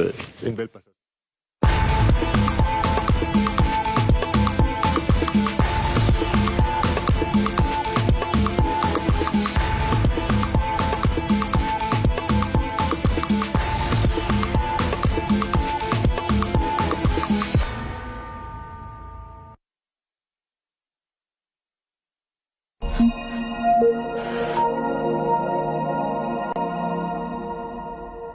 L'agro-business, tu es sûr que ça peut résoudre mon problème, hein? C'est sans risque. Une vie qui bascule. Cet enfoiré d'Alexandre Maillot a foutu le camp avec tout le pognon. Une quête de bonheur périlleuse. Tu vas te marier. Tu crois que je vais penser à diminuer ton salaire? Ou alors tout simplement te remplacer, pourquoi pas? Je connais un circuit pour aller derrière nous. Je connais Facher comme la paume de ma main. C'est pas un enfant de cœur. Crime organisé, assassinat et trafic humain. Si c'est pas des trafiquants d'organes humains, c'est certainement un règlement des comptes entre dealers. Ça me paraît plus logique. Proxénétisme, escroquerie et corruption à grande échelle. Vous serez ajouté sur la liste des voyageurs. Je me nomme Yakou, votre guide principal. Réveillez-vous, bande de bâtards! Bienvenue en enfer. Derrière l'eau, avec Roger Pigard, Michel Gou, Landry Nyamba, Zahan Gabriel, Dosso Tikumba, Beugri Djep. Derrière l'eau, tous les mardis à 20h30 sur NCI, la nouvelle chaîne ivoirienne. Qui n'a pas envie de voyager?